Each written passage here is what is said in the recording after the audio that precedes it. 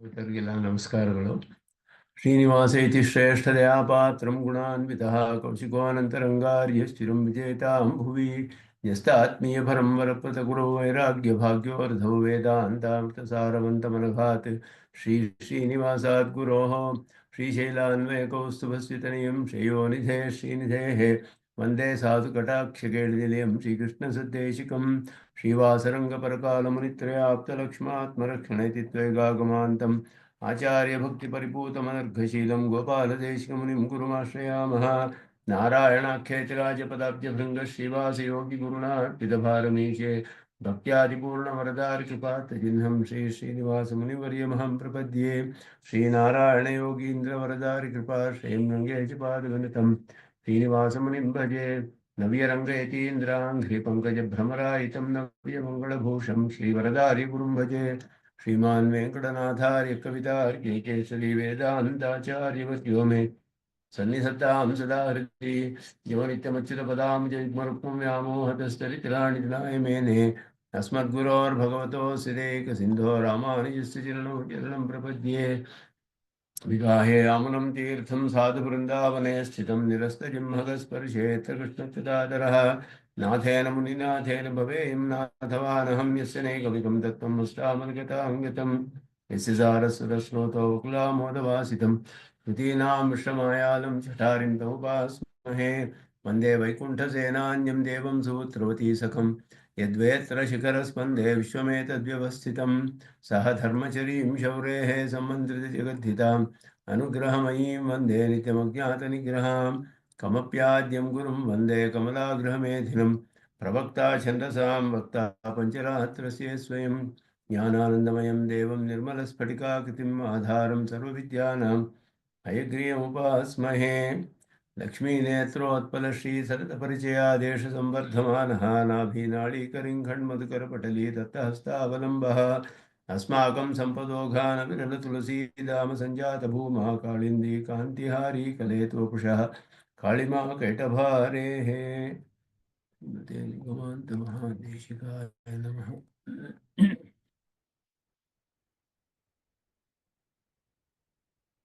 ದಾಖಲಾಪದ ಜೀವಸರದಲ್ಲಿ 7ನೇಯ ಶ್ಲೋಕ, ಜೀವಸರದಲ್ಲಿ 37ನೇ ಶ್ಲೋಕ, ಆರಂಭದಿಂದ 107ನೇಯ ಶ್ಲೋಕ. ಇದರಲ್ಲಿ ಬ್ರಹ್ಮವಿದ್ಯೆಯಲ್ಲಿ ಹಿಂದಿನ ಶ್ಲೋಕದಲ್ಲಿ ವಿಶೇಷವಾಗಿ ಸನ್ಯಾಸಾಶ್ರಮಿಗಳಿಗೆ ಮೋಕ್ಷಾಶ್ರಮಿಗಳಿಗೆ ಅಂತ ಹೇಳುವ ಒಂದು ಶ್ವೇತಾಶ್ರಿತರ ಉಪನಿಷತ್ತಿನ ಮಂತ್ರದಲ್ಲಿ ಹೇಳಿರುವಂತಹದ್ದು ಅತ್ಯಾಶ್ರಮಿಗಳು ಅಂತ ಹೇಳಲ್ಪಟ್ಟಿದೆ. ಅತ್ಯಾಶ್ರಮಿಗಳು ಅಂದರೆ ಸನ್ಯಾಸ ಆಶ್ರಮದಲ್ಲಿರುವವರು ಅಂತ ಅರ್ಥ. ಆ ಸನ್ಯಾಸಾಶ್ರಮದಲ್ಲಿರುವವರಿಗೆ ಮೋಕ್ಷ ಫಲ ಹೇಳಿದೆ, ಬ್ರಹ್ಮವಿದ್ಯೆಯ ಉಪದೇಶ ಹೇಳಿರೋದ್ರಿಂದ ಶ್ವೇತಾಶ್ರಿತರಲ್ಲಿ ಕಡೆಯಲ್ಲಿ ಬರೋದು. ಆದ್ದರಿಂದ ಅವರಿಗೆ ಮಾತ್ರವೇ ಅಧಿಕಾರವೇ, ಎಲ್ಲರಿಗೂ ಅಧಿಕಾರವಿದೆಯೇ ಅಂತ ಹೇಳಿದ್ರೆ ಅದು ಎಲ್ಲರಿಗೂ ಅಧಿಕಾರ ಇದೆ. ಯಾಕೆ ಅಂದರೆ ಛಾಂದೋಗ್ಯದಲ್ಲಿ ಗೃಹಸ್ಥ ಆಶ್ರಮಿಗಳಿಗೂ ಕೂಡ ಕಡೆಯಲ್ಲಿ ಹೇಳಲ್ಪಟ್ಟಿದೆ. ಮೋಕ್ಷಾಶ್ರಮ ಅನ್ನೋದು ಒಂದು ಪ್ರಸಿದ್ಧವಾದ ಪ್ರಯೋಗದಲ್ಲಿ ಇರುವಂತಹ ಶಬ್ದ ಸನ್ಯಾಸಿಗಳಿಗೆ, ಸನ್ಯಾಸಾಶ್ರಮಕ್ಕೆ ಅಷ್ಟೇ ಹೊರತು ಅವರಿಗೆ ಅಲ್ಲಿ ಯೋಗ್ಯತೆಯು ಅಧಿಕವಾಗಿರುತ್ತೆ. ಧ್ಯಾನ ಪ್ರಧಾನವಾದ್ದರಿಂದ ಅವರಿಗೆ ಧ್ಯಾನವನ್ನೇ ಮಾಡ್ತಿರ್ತಾರೆ, ಬೇರೆ ಅಗ್ನಿ ಸಂಬಂಧದ ಕಾರ್ಯಗಳು ಇರೋದಿಲ್ಲ ಅವರಿಗೆ. ಆದ್ದರಿಂದ ಅವರಿಗೆ ಧ್ಯಾನವೇ ಪ್ರಧಾನ.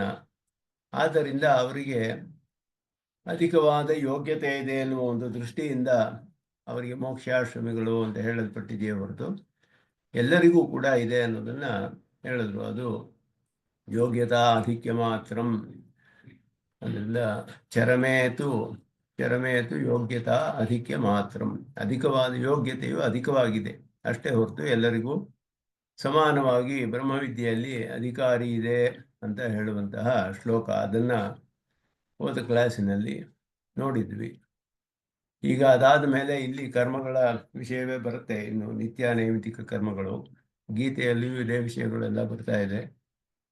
ಇಲ್ಲಿ ನಿತ್ಯ ಮತ್ತು ಕಾಮ್ಯ ಕರ್ಮಗಳ ವೈಲಕ್ಷಣ್ಯ ಇಲ್ಲಿ ಸ್ವಾಮಿ ದೇಶಿಕನ್ ಸ್ವಲ್ಪ ಬೇರೆ ಇನ್ನೊಂದು ರೀತಿಯಲ್ಲಿ, ವಿಶೇಷವಾದ ರೀತಿಯಲ್ಲಿ ಅವರ ಒಂದು ದೃಷ್ಟಿಯಿಂದ ವಿಚಾರ ಮಾಡ್ತಾರೆ. ಕೆಲವು ಆಕ್ಷೇಪಗಳು, ಸಂಶಯಗಳನ್ನೆಲ್ಲ ಪರಿಹಾರ ಮಾಡೋದು ಮೂಲಕ ಆ ವಿಷಯವನ್ನ ಇಲ್ಲಿ ಈಗ ಹೇಳ್ತಾರೆ.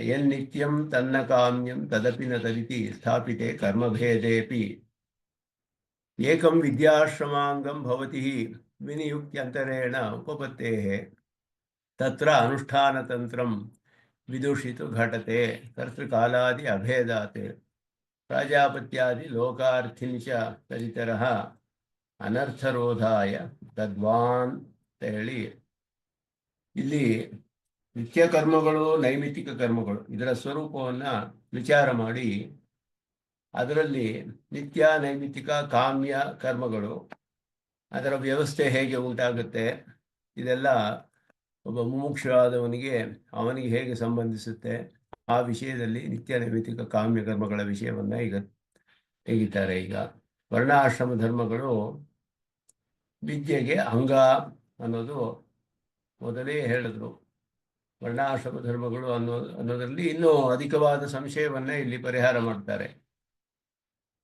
ವರ್ಣಾಶ್ರಮ ಧರ್ಮಗಳು ವಿದ್ಯೆಗೆ ಅಂಗ, ಅದು ಸ್ಪಷ್ಟವಾಗಿ ಬ್ರಹ್ಮಸೂತ್ರದಲ್ಲಿಯೇ ಸ್ಥಾಪನೆ ಮಾಡಲ್ಪಟ್ಟಿದೆ.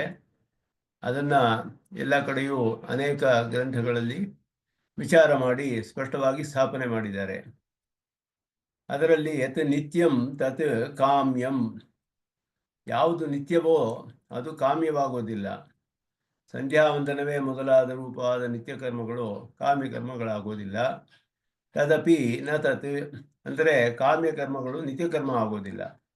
ಚಿತ್ರಯ ಯಜೇತ ಪಶುಕಾಮಹ ಅನ್ನೋದು ಇಲ್ಲಿ ಚಿತ್ರಾದಿ ಕಾಮ್ಯ ಕರ್ಮಗಳು ಅಂತ ಬರೆದ್ರೆ, ಚಿತ್ರ ಅನ್ನೋದು ಯಜ್ಞದ ಹೆಸರು, ಅದು ಆಖ್ಯ ಅಂತ ಅದಕ್ಕೆ ಹೆಸರು. ಚಿತ್ರಯ ಯಜೇತ ಪಶುಕಾಮಹ ಅಂತ ಬರುತ್ತೆ, ಚಿತ್ರಯಾಗ ಅಂತ ಹೇಳ್ಬಿಟ್ಟು. ಅದು ಕಾಮ್ಯ ಕರ್ಮ, ಅದು ನಿತ್ಯ ಕರ್ಮ ಆಗೋದಿಲ್ಲ. ಈ ರೀತಿ ಕರ್ಮಭೇದವು ಸ್ಥಾಪಿತರಾಗಿದ್ರೂ ಕೂಡ ಇತಿ ಕರ್ಮಭೇದೇ ಸ್ಥಾಪಿತೇ ಅಪಿ ಏಕಂ ಹಿ ವಿನಿಯುಕ್ತಿ ಅಂತರೇಣ ಉಪಪತ್ತೇಃ ವಿದ್ಯಾಶ್ರಮಾಂಗಂ ಭವತಿ. ಎರಡಕ್ಕೂ ಭೇದ ಇದೆ. ಒಂದೇ ನಿತ್ಯ ಕರ್ಮಕ್ಕೆ ಪ್ರಯೋಗ ಭೇದದಿಂದ ನಿತ್ಯ, ಅನಿತ್ಯ, ಕಾಮ್ಯತ್ವ ಎರಡೂ ಹೊಂದುತ್ತೆ ಅಂತ ಹೇಳಿದ್ರು. ನಿತ್ಯವಾಗುತ್ತೆ, ಕಾಮ್ಯತ್ವವೂ ಆಗುತ್ತೆ. ಹೊಂದೋದ್ರಿಂದ ಬ್ರಹ್ಮವಿದ್ಯೆ ಮತ್ತೆ ಆಶ್ರಮ ಎರಡಕ್ಕೂ ಹೇಗೆ ಅಂಗ ಆಗುತ್ತೆ? ಇದು ಎಲ್ಲಿ ಏನು ಪ್ರಶ್ನೆಯಲ್ಲಿ ಅಂತ ಹೇಳಿದ್ರೆ, ನಿತ್ಯ ಕರ್ಮ ಅಂತ ಹೇಳೋದು ವರ್ಣಾಶ್ರಮ ಧರ್ಮವು ಅಂಗವಾದರೆ, ಕಾಮ್ಯ ಕರ್ಮವು ಚಿತ್ರಯಾಗ ಮೊದಲಾದದ್ದು ಅದು ನಿತ್ಯ ಕರ್ಮ ಆಗೋದಿಲ್ಲ. ಅದು ಹೀಗಿರುವಾಗ ಎರಡಕ್ಕೂ ಭೇದ ಇರುತ್ತೆ, ಎರಡಕ್ಕೂ ಭೇದವಿದೆ. ವಿನಿಯುಕ್ತಿ ಅಂತರೇಣ, ಪ್ರಯೋಗ ಭೇದದಿಂದ, ವಿನಿಯುಕ್ತಿ ಅಂತರ ಅಂದರೆ ಇನ್ನೊಂದು ರೀತಿಯಲ್ಲಿ ವಿನಿಯೋಗ ಮಾಡೋದ್ರಿಂದ, ಸಾಧ್ಯವಿರುವುದರಿಂದ ಒಂದೇ ನಿತ್ಯ ಕರ್ಮಕ್ಕೆ ಎರಡು ಸಾಧ್ಯವಾಗಬಹುದು. ಆದ್ದರಿಂದ ಇಲ್ಲಿ ಏನು ಪ್ರಶ್ನೆ ಬರುತ್ತೆ ಅಂದರೆ, ಈಗ ಪ್ರಾಜಾಪತ್ಯಂ ಬ್ರಾಹ್ಮಣಾನಾಂ ಅಂತ ಹೇಳಲ್ಪಟ್ಟಿತು. ಅದರಲ್ಲಿ ಅಗ್ನಿಹೋತ್ರಕ್ಕೆ ಪ್ರಾಜಾಪತ್ಯಾದಿ ಫಲಗಳು ಹೇಳಲ್ಪಟ್ಟಿದೆ. ಪ್ರಜಾಪತಿ ಲೋಕದಲ್ಲಿ ಹೋಗ್ತಾನೆ, ಅಲ್ಲಿ ಅನುಭವಿಸ್ತಾನೆ ಅಂತ ಕರ್ಮವೂ ಹೇಳಿದೆ. ಆದರೆ ಅದು ನಿತ್ಯ ಕರ್ಮವಾಗಿಯೂ ಆಗುತ್ತೆ. ಉಪಾಸಕನಿಗೆ ಬ್ರಹ್ಮವಿದ್ಯೆಗೆ ಅಂಗವಾಗಿಯೂ ಮಾಡಬೇಕದನ್ನ, ಅಗ್ನಿಹೋತ್ರವನ್ನ.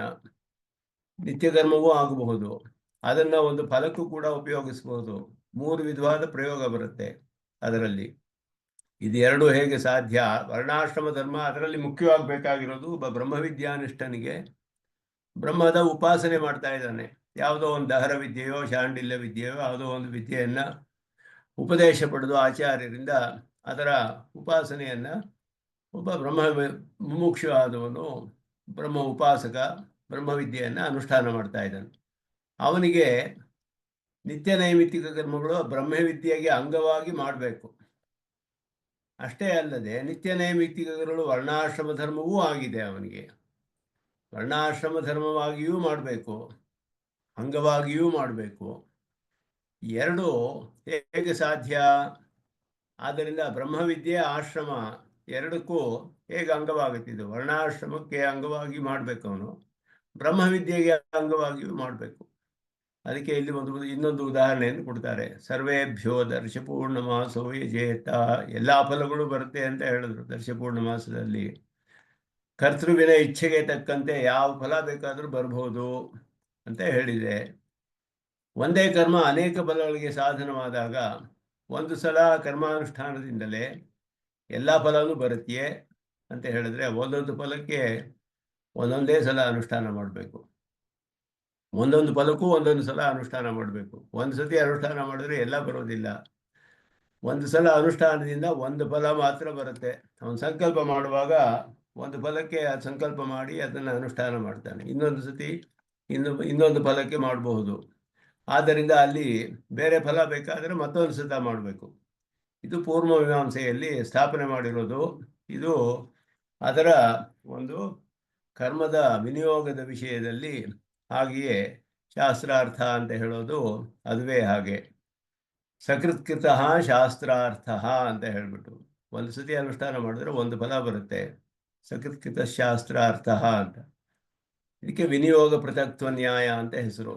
ಪೃಥಕ್ತ್ವ ನ್ಯಾಯ, ಬೇರೆ ಬೇರೆ ಫಲಗಳಿಗೆ ಬೇರೆ ಬೇರೆ ಸಂಕಲ್ಪ ಮಾಡಿಕೊಂಡು ಒಂದೇ ಕರ್ಮವನ್ನು ಅನೇಕ ಫಲಗಳಿಗೆ ಉಪಯೋಗಿಸಬಹುದು, ಅನುಷ್ಠಾನ ಮಾಡುವುದು. ಆದರೆ ಎರಡು ಫಲಗಳು ಒಂದು ಕರ್ಮದಲ್ಲಿ ಹೇಳಿದರೆ ಈ ಫಲಕ್ಕಾದರೂ ಮಾಡಬಹುದು, ಆ ಫಲಕ್ಕಾದರೂ ಮಾಡಬಹುದು.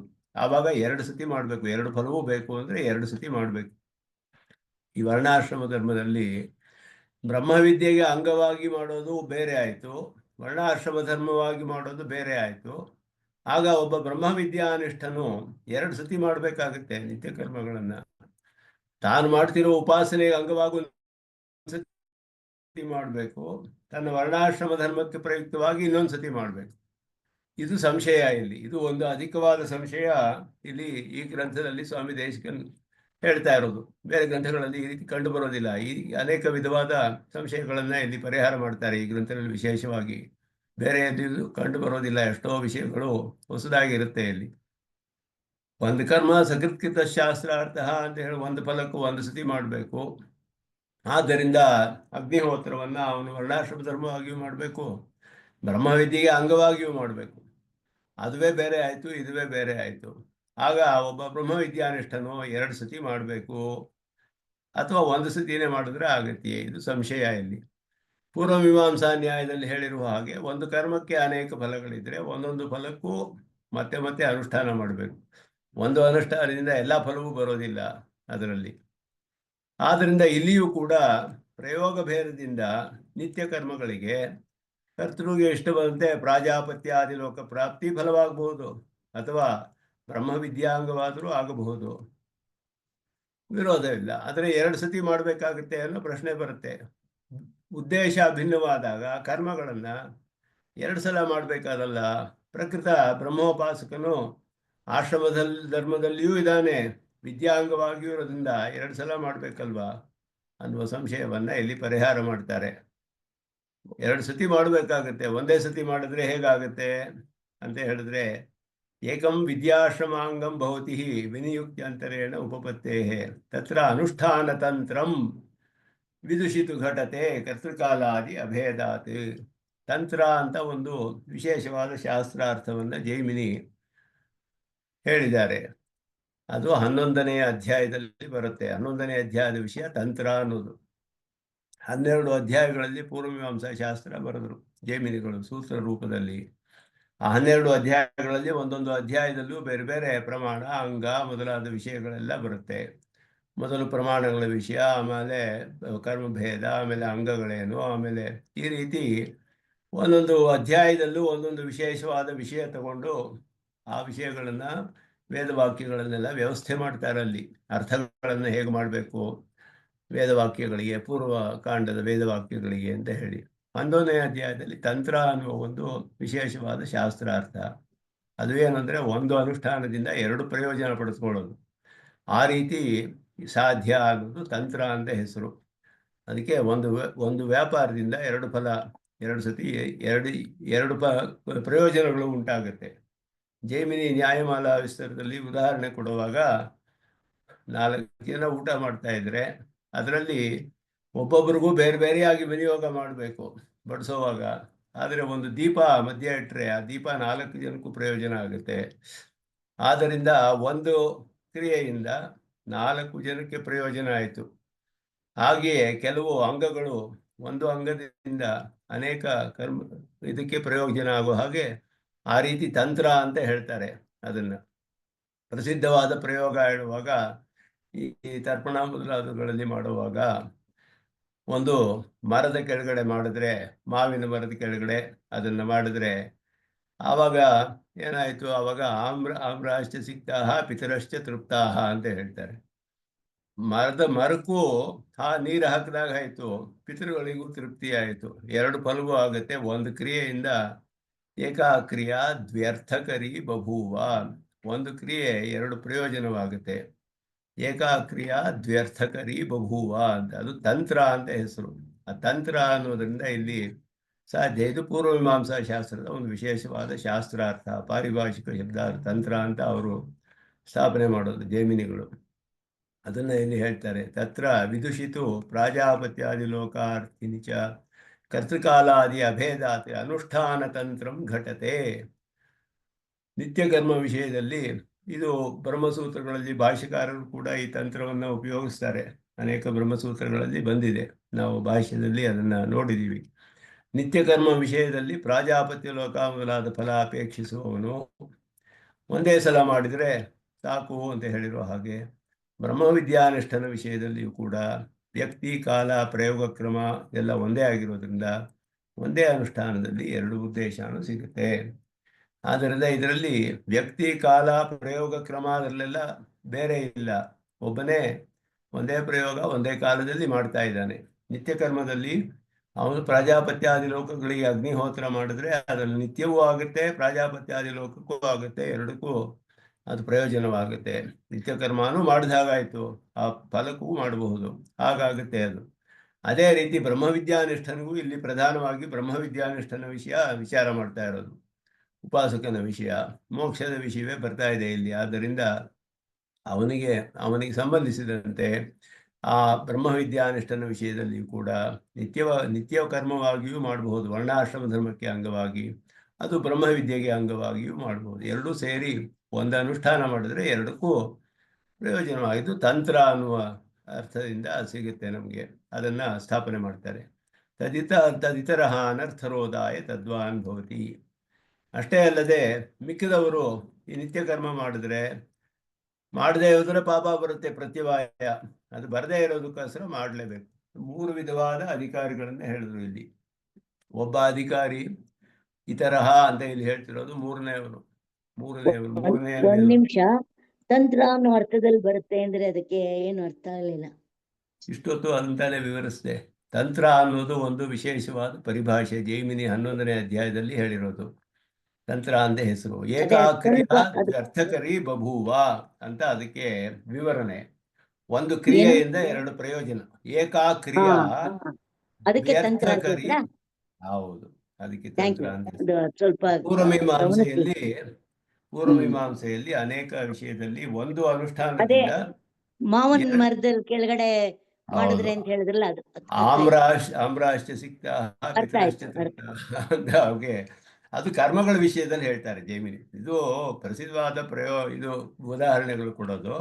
ಕರ್ಮ ವಿಷಯದಲ್ಲಿ ಈ ರೀತಿ ವ್ಯವಸ್ಥಾಪನೆ ಮಾಡ್ತಾರೆ. ಅಂಗಗಳು ಮೊದಲಾದ ಕರ್ಮಗಳಲ್ಲಿ ಮೊದಲಾದ ವಿಷಯಗಳಲ್ಲಿ ಒಂದು ಅನುಷ್ಠಾನದಿಂದ ಎರಡು ಪ್ರಯೋಜನ. ಅದನ್ನ ಇಲ್ಲಿ ನಿತ್ಯನೈಮಿಕ ಕರ್ಮ ವಿಷಯದಲ್ಲಿ ಅದನ್ನ ಸ್ವಾಮಿ ದೇಶಿಕನಾಥ್ ತೆಗೆದು ಆ ತಂತ್ರ ಅನ್ನುವುದರಿಂದ ನಿಮಗೆ ಎರಡು ಕೂಡ ಮಾಡಬಹುದು. ಒಂದು ಸತಿ ಅನುಷ್ಠಾನ ಮಾಡಿದ್ರೆ ಬ್ರಹ್ಮವಿದ್ಯೆಗೂ ಅಂಗವಾಗುತ್ತೆ, ನಿತ್ಯ ನೈತಿಕ ಕರ್ಮವೂ ಆಗುತ್ತೆ, ಎರಡಕ್ಕೂ ಅದು ಪ್ರಯೋಜನವಾಗುತ್ತೆ. ಒಂದೇ ಅನುಷ್ಠಾನ, ಇಲ್ಲಿ ಎರಡು ಮಾಡಬೇಕಾಗಿಲ್ಲ. ಅದರಿಂದ ಆ ರೀತಿ ಪೂರ್ವಮೀಮಾಂಸೆಯಲ್ಲೂ ಇದು ನಿಶ್ಚಯ ಮಾಡಿದ್ರಿಂದ ಆ ಒಂದು ನ್ಯಾಯದಿಂದ ಇದು ಸಾಧ್ಯ ಅನ್ನೋದನ್ನ ಇಲ್ಲಿ ಹೇಳ್ತಾ ಇದ್ದಾರೆ ವಿಶೇಷವಾಗಿ. ಮತ್ತೆ ಇನ್ನೊಬ್ಬ ಅಧಿಕಾರಿ ಯಾರು ಅಂದ್ರೆ, ಅವನು ಪ್ರಾಜಾಪತ್ಯಾದಿ ಲೋಕವೂ ಬೇಡ, ಬ್ರಹ್ಮವಿದ್ಯಾ ಉಪಾಸನೆಯೂ ಮಾಡ್ತಿಲ್ಲ. ಅವನು ಕೇವಲ ಕರ್ಮಾಧಿಕಾರಿ, ಕರ್ಮಗಳನ್ನು ಮಾಡಿಕೊಂಡು ಅವನು ನಿತ್ಯ ನೈಮಿತ್ತಿಕ ಕರ್ಮಗಳನ್ನು ಮಾಡಿಕೊಂಡಿದ್ದಾನೆ. ಅವನು ನಿತ್ಯ ನೈತಿಕ ಕರ್ಮವನ್ನು ಮಾಡ್ತಾನೆ. ಅದು ಯಾಕೆ ಮಾಡಬೇಕು ಅವನು ಅಂತ ಹೇಳಿದ್ರೆ, ವಿಹಿತತ್ವಾಚ ಆಶ್ರಮ ಕರ್ಮ ಅಪಿ, ಅದು ವೇದ ವಿಹಿತವಾದ್ದರಿಂದ ಮಾಡದೆ ಹೋದರೆ ಪ್ರತಿವಾಯ ಬರುತ್ತೆ. ಅದನ್ನು ತಡೆಯೋದಕ್ಕೋಸ್ಕರ, ತಪ್ಪಿಸ್ಕೊಳ್ಳೋಕ್ಕೋಸ್ಕರ ಅವನು ನಿತ್ಯ ನೈಮಿತ್ತಿಕ ಕರ್ಮವಾಗಿ ಮಾಡ್ತಾನೆ. ಒಬ್ಬ ನಿತ್ಯಕರ್ಮ ಮತ್ತು ಪ್ರಾಜಾಪತ್ಯಾದಿ ಲೋಕ ಎರಡು ಪ್ರಯೋಜನಕ್ಕೆ ಮಾಡ್ತಾನೆ. ಇನ್ನೊಬ್ಬನು ನಿತ್ಯಕರ್ಮ ಮತ್ತು ಬ್ರಹ್ಮವಿದ್ಯೆಗೆ ಅಂಗ ಈ ಎರಡು ಪ್ರಯೋಜನಕ್ಕೂ ಮಾಡ್ತಾನೆ. ಈಕೆ 3 ವಿಧವಾದ ಅಧಿಕಾರಿಗಳು. ಒಬ್ಬ ಅಧಿಕಾರಿ ಕೇವಲ ನಿತ್ಯ ಕರ್ಮ ಮಾಡ್ತಾ ಇದ್ದಾನೆ, ಇನ್ನೊಬ್ಬನು ನಿತ್ಯ ಕರ್ಮಕ್ಕೆ ಜೊತೆಯಲ್ಲಿ ಅದಕ್ಕೆ ಹೇಳಿರುವ ಪ್ರಾಜಾಪತ್ಯ ಆದಿ ಲೋಕದ ಫಲವಾಗಿ ಮಾಡ್ತಾನೆ. ಆ ಫಲವೂ ಬರುತ್ತೆ, ನಿತ್ಯ ಕರ್ಮವೂ ಆಗುತ್ತೆ ಅವನಿಗೆ. ಇನ್ನೊಬ್ಬನು ನಿತ್ಯ ಕರ್ಮವಾಗಿ ಬ್ರಹ್ಮವಿದ್ಯಾ ಉಪಾಸನೆ ಮಾಡ್ತಿರೋದ್ರಿಂದ ಅದಕ್ಕೆ ಅಂಗವಾಗಿ ಮಾಡ್ತಾನೆ. ಇದಕ್ಕೂ ಒಂದೇ ಅನುಷ್ಠಾನ, ಅದೆರಡಕ್ಕೂ ಪ್ರಯೋಜನವಾಗುತ್ತೆ. ಅದು ನಿತ್ಯ ಕರ್ಮವೂ ಆಗುತ್ತೆ, ಬ್ರಹ್ಮವಿದ್ಯೆಗೆ ಅಂಗವೂ ಆಗುತ್ತೆ. ಆದ್ದರಿಂದ ಇದರಲ್ಲಿ ವಿರೋಧವಿಲ್ಲ. ಇದು ತಂತ್ರ ಅನ್ನುವ ನ್ಯಾಯದಿಂದ ನಮಗೆ ಸಿದ್ಧಿಸುತ್ತೆ ಅನ್ನೋದನ್ನ ಇಲ್ಲಿ ಹೇಳ್ತಿದ್ದಾರೆ. ಅದು 38ನೆಯ ಶ್ಲೋಕದಲ್ಲಿ ಆ ವಿಷಯವನ್ನೇ ಇಲ್ಲಿ ಹೇಳ್ತಾರೆ.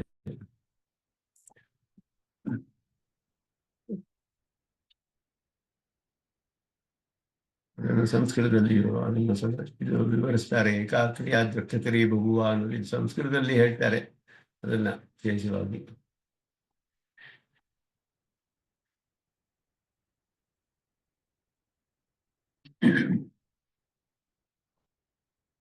ಎನ್ನಿತ್ಯಂ ಅಂತ ಹೇಳ್ಬಿಟ್ಟು, ಎನ್ನಿತ್ಯಂ ತತ್ ನ ಕಾಮ್ಯಂ ತದಪಿ ನ ತದಿತಿ ಸ್ಥಾಪಿತೆ ಕರ್ಮಭೇದೇಪಿ ಏಕಂ ವಿದ್ಯಾಶ್ರಮಾಂಗಂ ಭವತಿ ವಿನಿಯುಕ್ತ್ಯಂತರೇಣ ಉಪಪತ್ತೇಹೇ ಅಂತ ಹೇಳಿ.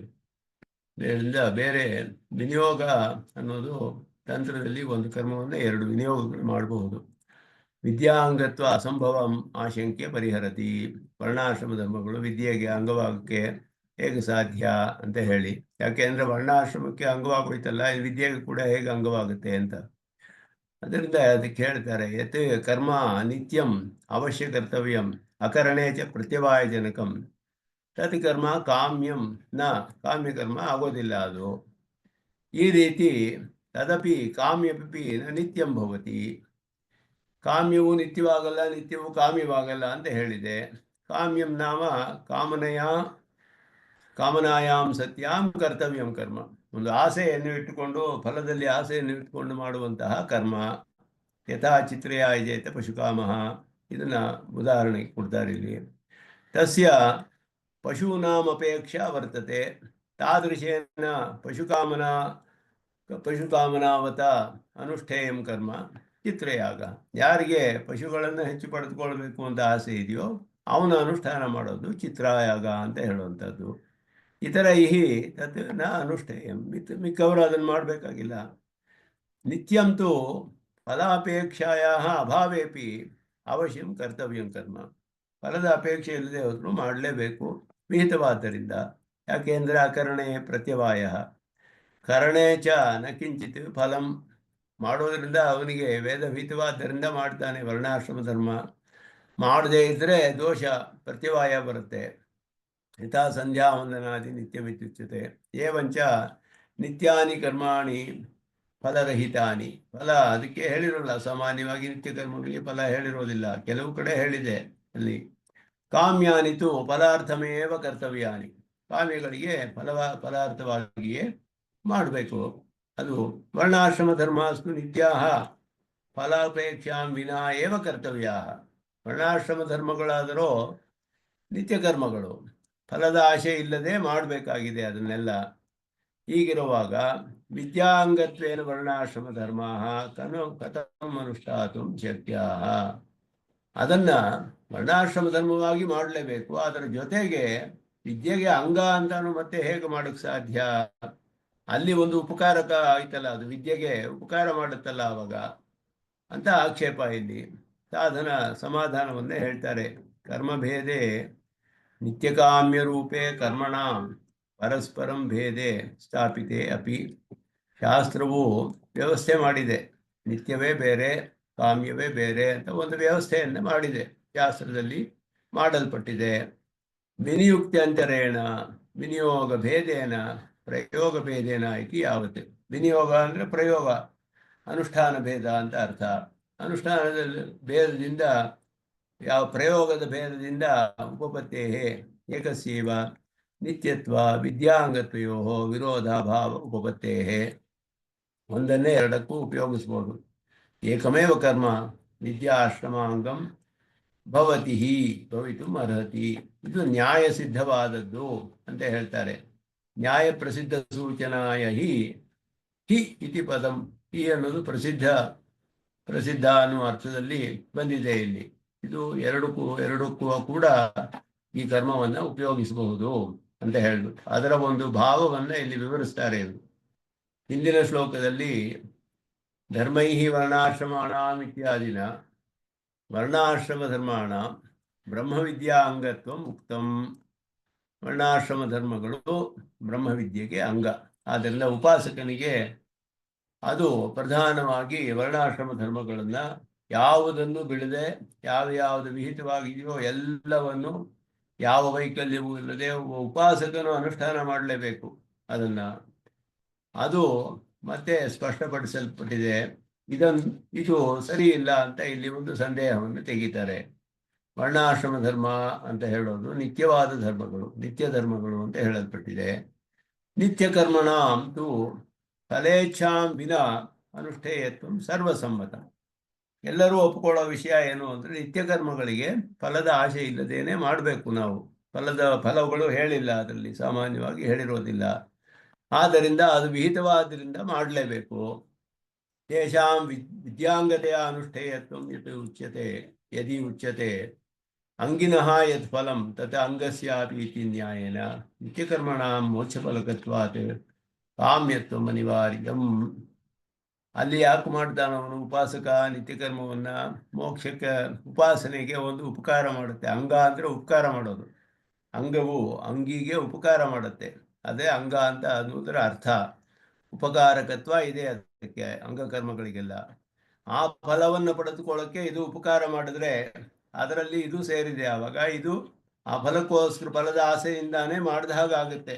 ಇದನ್ನು ಉಪಾಸನೆಗೆ ಅಂಗವಾಗಿ ನಿತ್ಯಕರ್ಮ ಮಾಡಿದ್ರೆ ಇದಕ್ಕೆ ಕಾಮ್ಯತ್ವ ಅನ್ನೋದು ತಪ್ಪಿಸೋಕ್ಕಾಗೋದಿಲ್ಲ ಅಂತ ಇಲ್ಲಿ ಸಂಶಯ. ಕಾಮ್ಯತ್ವವು ಉಂಟಾಗುತ್ತೆ, ಮೋಕ್ಷ ಫಲಕ್ಕೆ ತಾನೇ ಮಾಡಬೇಕಾಗುತ್ತೆ ಆವಾಗ ಇವನು. ಆಗ ಏಕಮೇವ ಕರ್ಮಂ ನಿತ್ಯಂ ಕಾಮ್ಯಂ ಚ ಕಥಂ ಭವೇತ್ ಇತಿ ಆಕ್ಷೇಪ. ಆದ್ದರಿಂದ ಇವನು ವರ್ಣಾಶ್ರಮ ಧರ್ಮಕ್ಕೆ ನಿತ್ಯವಾಗಿ ಮಾಡಬೇಕಾಗುತ್ತೆ. ಉಪಾಸನೆ ಫಲದಿಂದ ಮೋಕ್ಷ ಫಲ ಆಸೆಯಿಂದ ಮಾಡಬೇಕಾಗುತ್ತೆ. ಬೇರೆ ಎರಡು ನಿತ್ಯ ಕಾಮ್ಯ ಎರಡು ಒಂದೇ ಹೇಗಾಗಕ್ಕೆ ಸಾಧ್ಯ ಅಂತ ಹೇಳಿದ್ರೆ ಪ್ರಯೋಗ ಭೇದಾತ್ ತಥಾ ಭವಿತುಮರ್ಹತಿ ಅಂತ ಹೇಳಿದ್ರು. ಇದೇ ವಿನಿಯೋಗ ಪೃಥಕ್ತ್ವ ಅನ್ನೋ ನ್ಯಾಯವನ್ನು ಇಲ್ಲಿ ಹೇಳ್ತಾರೆ. ಅದನ್ನು ಪ್ರಯೋಗ ಭೇದ ಅನುಷ್ಠಾನ ಭೇದ. ಅಗ್ನಿಹೋತ್ರಾದಿಕಂ ಯಾವಜ್ಜೀವಂ ಅಗ್ನಿಹೋಂ ಜುಹೋತಿ ವಿಹಿತಂ ನಿತ್ಯಂ ಅಗ್ನಿಹೋತ್ರಂ ಜುಹ್ಯಾತ್ ಸ್ವರ್ಗಕಾಮಃ ಇತಿ ತತ್ ಕಾಮ್ಯಂ ಚ ಭವತಿ. ಅದರಿಂದ ಇವನು ಸ್ವರ್ಗ ಆಸೆ ಪಡುವವನು, ಪ್ರಾಜಾಪತ್ಯಾದಿ ಲೋಕಗಳನ್ನು ಆಸೆ ಪಡುವವನು ಅಗ್ನಿಹೋತ್ರ ಮಾಡಬಹುದು ಅಂತ ಒಂದು ವಿಧಿ ಇದೆ. ಯಾವಜ್ಜೀವಂ ಅಗ್ನಿಹೋತ್ರಂ ಜುಹೋತಿ ಅಂತ ಹೇಳಿದ್ರೆ ಜೀವನ ಅಧಿಕಾರ, ಬದುಕಿರೋದೇ ಅಧಿಕಾರ. ಅದಕ್ಕೆ ಬೇರೆ ಏನು ಬೇಕಾಗಿಲ್ಲ. ಒಬ್ಬ ಗೃಹಸ್ಥ ಬದುಕಿದ್ರೆ ಅಗ್ನಿಹೋತ್ರ ಮಾಡಬೇಕು ಅಂತ ಅರ್ಥ. ಅದಕ್ಕೇನು ಅಧಿಕಾರ ಬೇಕು ಅಂದರೆ ಬದುಕಿರೋದೇ. ಯಾವಜ್ಜೀವಂ ಅಂತ ಹೇಳ್ಬಿಟ್ಟಿದೆ, ಜೀವನ ಅಧಿಕಾರ ಅಂತ ಅದಕ್ಕೆ ಹೇಳ್ತಾರೆ. ಅದು ಅಗ್ನಿಹೋತ್ರವನ್ನು ಮಾಡಬೇಕು ಅಂತ ಹೇಳಿದೆ. ಇದು ನಿತ್ಯವಾಗಿ ಕರ್ಮವನ್ನು ಮಾಡಬೇಕಾಗುತ್ತೆ ಆಗ. ಆದರೆ ಈ ರೀತಿಯಲ್ಲಿ ಒಂದು ಫಲದ ಆಶೆಯಿಂದಲೂ ಮಾಡಬಹುದು. ಎರಡೂ ಹೇಳಿರುವಾಗ ಯಜಮಾನೇನ ಕ್ರಿಯಮಾಣ ಸಂಕಲ್ಪಾದಿ ಅಪೇಕ್ಷೆಯ ಏಕಮೇವ ದ್ವಿಧಂ ಭವೇತ್ತಿನ ವಿರೋಧ. ಸಂಕಲ್ಪದಿಂದ ಅವನಿಗೆ ಫಲಕ್ಕೋಸ್ಕರ ಮಾಡಿದ್ರು ನಿತ್ಯದಲ್ಲಿಯೂ ಅದೇ ಸೇರಿಬಿಡುತ್ತೆ. ಅದಕ್ಕೋಸ್ಕರ ಮತ್ತೆ ಇನ್ನೊಂದು ಸತಿ ಅನುಷ್ಠಾನ ಮಾಡಬೇಕಾಗಿಲ್ಲ ಅವನಿಗೆ. ಆದ್ದರಿಂದ ಪ್ರಯೋಗ ಭೇದೇನ ಏಕಸ್ಯೈವ ಉಭಯರೂಪತ್ವ ಪ್ರತಿಪಾದಕಾದಿ ನ್ಯಾಯ ವಿನಿಯೋಗ ಪೃಥಕ್ತ್ವ ನ್ಯಾಯ ಇತಿ ಉಚ್ಯತೆ. ಇಂದ ಅಗ್ನಿಹೋತ್ರವನ್ನು ಮಾಡ್ತಾನೆ, ಸ್ವರ್ಗಾದಿ ಆಸೆಗೆ ಮಾಡ್ತಾನೆ, ಫಲಕಾಸೆಗೆ. ಆವಾಗ ಅಗ್ನಿಹೋತ್ರಂ ಜುಹುಯಾತ್ ಅನ್ನೋದರಲ್ಲಿ ಯಾವ ಜೀವಂ ಅಗ್ನಿಹೋತ್ರಂ ಜುಹೋತಿಗೆ ವಿರೋಧ ಬರಲಿಲ್ಲ. ಯಾಕೆಂದರೆ ಅಗ್ನಿಹೋತ್ರಂ ಜುಹುಯಾತಲ್ಲಿ ಇದೆಯಲ್ಲ, ಅಗ್ನಿಹೋತ್ರವನ್ನು ಮಾಡಿದಾನಲ್ಲ ಇವನು. ಇಲ್ಲಿ ಸ್ವರ್ಗಕಾಮಃ ಜುಹುಯಾತ್ ಅಂತ ಹೇಳಿದ ಸ್ವರ್ಗದ ಆಸೆಯಿಂದನೂ ಮಾಡ್ತಾ ಇದ್ದಾನೆ. ಎರಡು ವಿಧಿಗಳು ಒಂದು ಕರ್ಮದ ಅನುಷ್ಠಾನದಿಂದಲೇ ಪೂರ್ಣವಾಗುತ್ತೆ ಅವನಿಗೆ. ಆದ್ದರಿಂದ ಅಲ್ಲಿ ವಿರೋಧ ಬರೋದಿಲ್ಲ. ಆದರೆ ನನ್ನ ವಸ್ತು ಏಕಸ್ಯೈವ ನಿತ್ಯತ್ವ ಕಾಮ್ಯತ್ವ ಪ್ರಯೋಗ ಭೇದಾತ್ ಪರಂತು ಏಕಮೇವ ನಿತ್ಯತ್ವೇನ ಆಶ್ರಮಾಂಗತೆಯ ಏಕವಾರಂ ವಿದ್ಯಾಂಗತೆಯ ಏಕವಾರಂ ದ್ವಿವಾರಂ ಕರ್ತವ್ಯಂ ವಾ ಅಂತ ಇಲ್ಲಿ ಅಗ್ನಿಹೋತ್ರಾದಿ ಸ್ವರ್ಗಾದಿ ಫಲಗಳಿಗಾದರೂ ಪರವಾಗಿಲ್ಲ.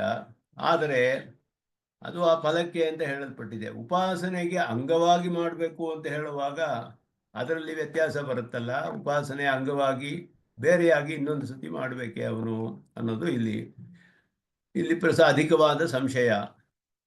ಅಂತ ಕಡೆಯಲ್ಲಿ ವಿನಿಯೋಗ ಪೃಥಕ್ತ್ವ ನ್ಯಾಯ ಅವತಾರೆ ವಿದುಷಿತು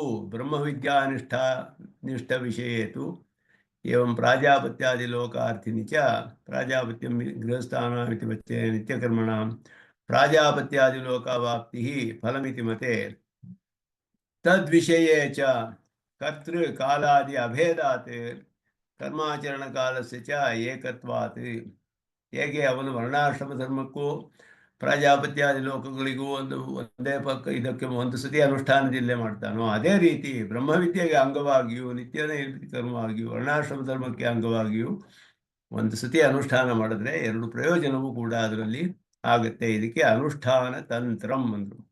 ಅನುಷ್ಠಾನಸ್ಯ ತತ್ಕರ್ಮಾನುಷ್ಠಾನಸ್ಯ ತಂತ್ರಂ ಏಕಾಕ್ರಿಯಾ ವ್ಯರ್ಥಕರಿ ಬಭೂವ ಇತಿ ನ್ಯಾಯೇನ ಪ್ರಯೋಜನದ್ವಯ ಉದ್ದೇಶೇನ ಏಕಾನುಷ್ಠಾನಂ ಘಟತೆ. ಆದ್ದರಿಂದ ಇದು ಒಂದು ಇದೆ. ವಿನಿಯೋಗ ಪೃಥಕ್ತ್ಯ ನ್ಯಾಯತ್ವತೆ ಅವನಿಗೆ ತಂತ್ರ ಅನ್ನುವುದರಿಂದ ಎರಡು